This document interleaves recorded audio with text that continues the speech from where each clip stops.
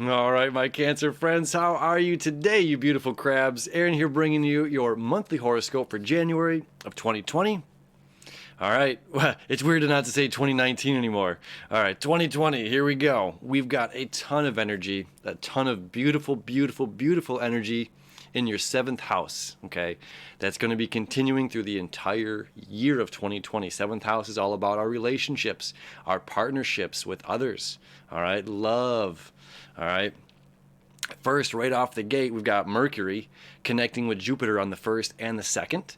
Okay, Mercury is our planet of communication, information, how we're communicating with others, the insight, how our brain's working and ticking. Okay, new insight coming in. And Jupiter's our planet of abundance and more, more, more. All right, so there's a lot of new information coming in, and there's a way that we can open up the gates and communicate with the other in a very beautiful and an abundant way. And Jupiter is also about having faith.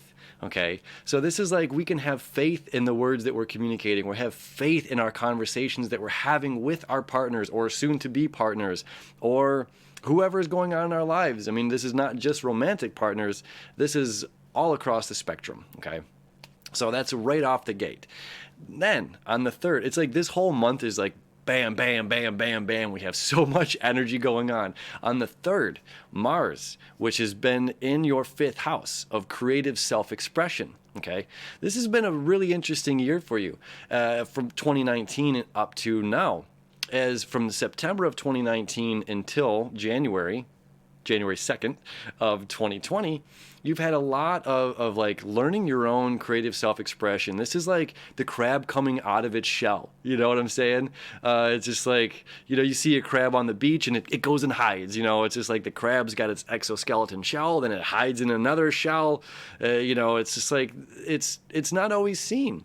And Cancer deals with our emotions.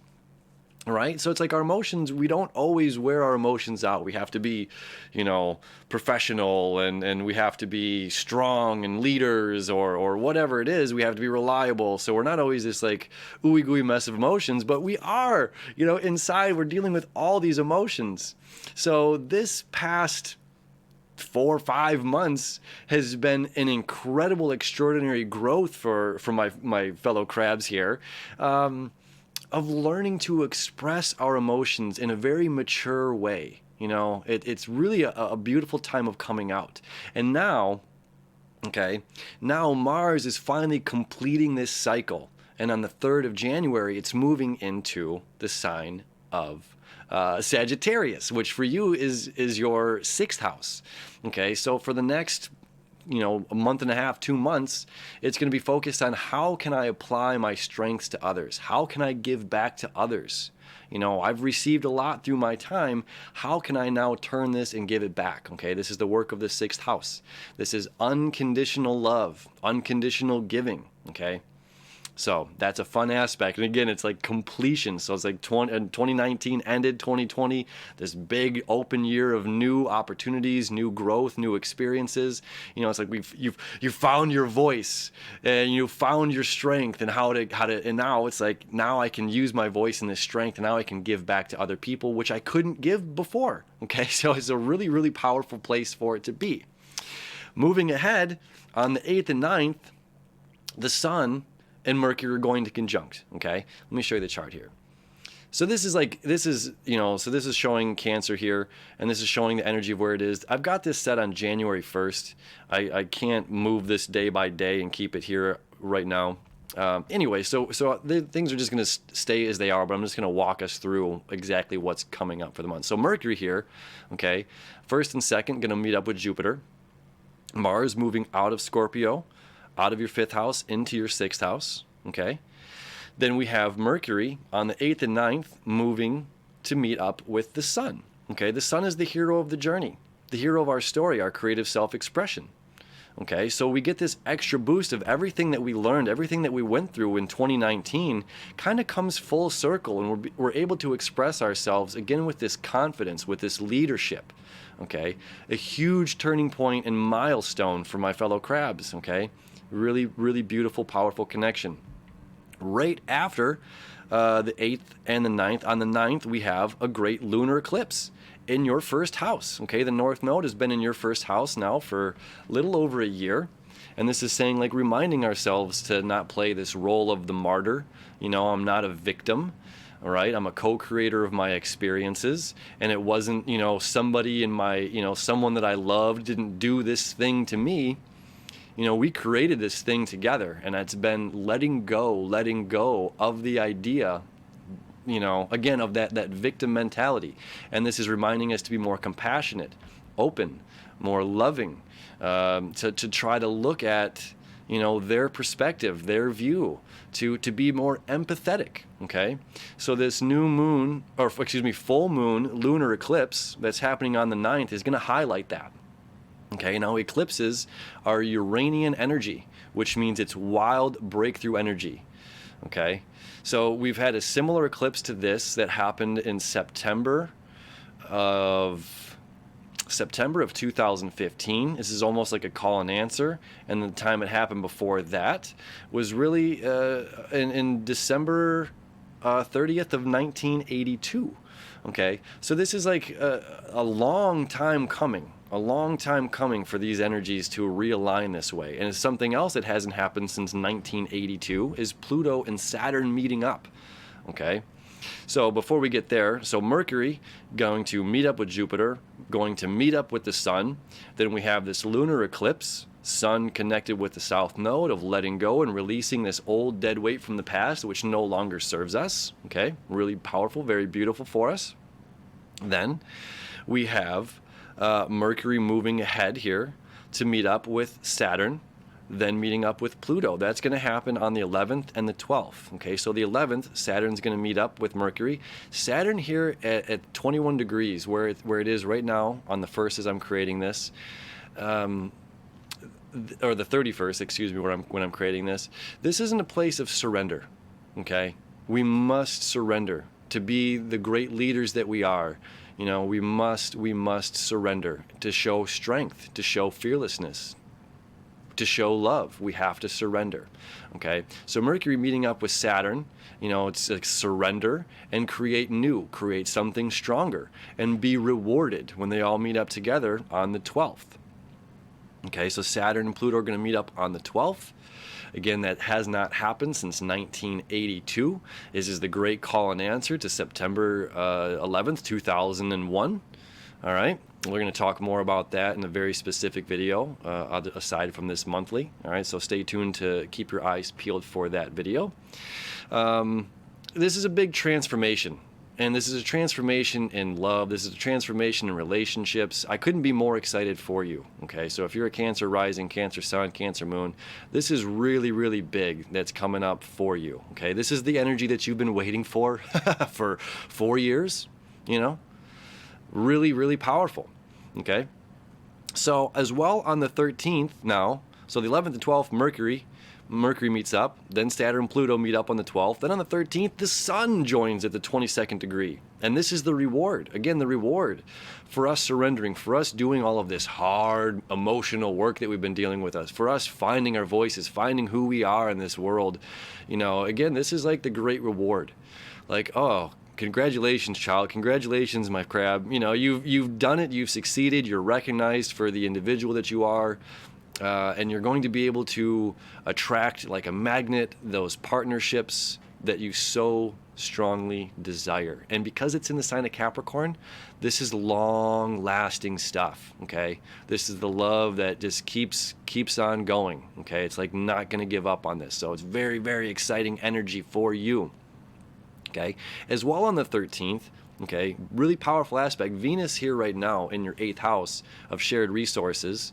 Venus is everything you love, want, and desire, is going to move out of the house of shared resources into Pisces. So it's moving out of Aquarius into Pisces, which Venus is exalted in the sign of Pisces. Everything you love, want, and desire meets up with, you know, our unfathomable dreams, our imagination, as wild as your dreams can go, as big as your heart can go, you know, that's the connection that this is making on the 13th. Okay, so it's just like Sun meets up with these two, mega transformation. Venus moves into Pisces. You know, this is just a gift from the gods shining down Okay, and it's a beautiful place for you in your chart. And this is your ninth house, which is about learning, about higher knowledge, having faith in our journey, having faith in this process right now. Not only having faith in myself, but having faith in the other. Right? I'm having faith that the other person has done their work, that the other person has cleared out their shadows, has worked through their demons as I've done the same. And now we can meet together, without projection, without blame, without criticism, but meeting for the first time, in this place of like absolute glory and magnificent sense of relationships. So it's a huge month highlighting relationships for you. So I'm very excited because again, every sign is a little bit different. So if you're a Cancer rising, Cancer moon, Cancer sun, very, very powerful aspects for you. Further, the sun is going to move out of Aquarius or out of Capricorn, where it's at right now, on the 20th to the sign of Aquarius. And Aquarius is your 8th house. So this is about shared resources. So it's not only partnerships, but this is like, look, what I can do and what you can do, we can come and merge together and create something far greater than our individual strengths. We can create a team. We can create a strong bridge that holds these two different sides together, right? And it's a trust and that faith aspect that other people are going to be able to cross this bridge. Other people are going to be able to rely on us to do whatever they got to do to get from point A to point B, okay? So that's a really powerful aspect, as well as we're going to have a new moon in the sign of Aquarius. Coming back to this chart for you, Aquarius is your 8th house. So this new moon is a new beginning again in that sign of shared resources. And Aquarius for you, so this is about community, okay? This is about futuristic thinking, okay? So it's like the water in the air that allows the electricity to flow is Aquarius, okay? So this being your 8th house is like you have this grand vision for the future, okay? Grand vision for the future, and this new moon is going to highlight that. And this is a new beginning. You're creating your own Disneyland here. And as many people as want to say, Walt, you're crazy for building a castle in the swamp, look what it is now. Who's laughing now, right? Then on the 27th of the month, okay, Venus, which is here right now, is going to conjunct Neptune, okay? Really cool. So Venus is everything we want, love and desire. Neptune is our dreams, our imagination, our planet, the ruling planet of Pisces here. And as those connect together, it is just the most beautiful connection that we can have all year. Like Sun-Jupiter days, which we had early in December, is one of the most powerful days of the year. The other is Venus-Neptune days, okay? Because it's like, look, dream bigger. Dream more, have a bigger imagination, and allow this to manifest into the physical world, because what's going to happen is Venus and Neptune are going to create a septile to Saturn and Pluto. Now a septile, which is this line right there, that like little purple line, and I'll talk about it more in the dailies, so please, if you're digging these videos, check them out. Like, subscribe, hit the little bell so you know, because every day we're going to be talking about this into much greater depth. So the septile is fate energy, otherworldly energy, the gods smiling upon us and allowing things to come together. That's working, behind the curtain, so to speak.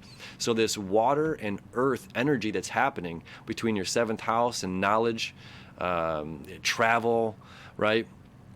Having faith in the journey and all of this stuff. This is the creation of life. So you dream it, you will it into existence. You dream it, you think about this stuff. If you read about these in fantasy books, and we're gonna make that a very real thing. It's like reading a love novel, or reading about, let's go there. Reading this beautiful fantasy love novel, and it aligning up, and you're able to create that in real life. Okay, really, really powerful. So then on the 28th. Just after, the moon's going to meet up with Venus and Neptune. So Venus, again, what you want, love and desire. Neptune, your dreams, your imagination. And the moon is your emotional needs. So it's like the emotional needs come together with our wants, come together with our imagination, and we are able to transform and create this into the physical world, into this real life.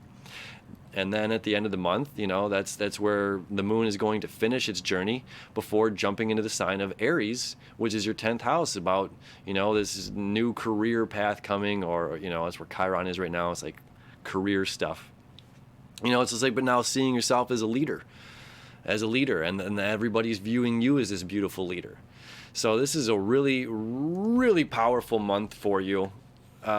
Again, not everyone gets like this love reading, and I'm not an astrologer that just sits here and talks about love all the time.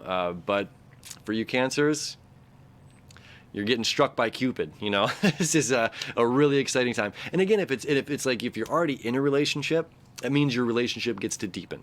Okay, if love is not on the horizon for you, if love is not something that you're interested in right now, switch the love aspects to just partnerships. Period. What partner, it's like your dream partnerships are coming about. You're meeting up with all the right people at all the right places at all the right times, and you're able to create something much bigger than self during the process. So thank you so much for hanging out with me. Check out the dailies. I'm going to dive deeper into these aspects as they continue throughout the month ahead. Have a happy new year, and we'll see you tomorrow.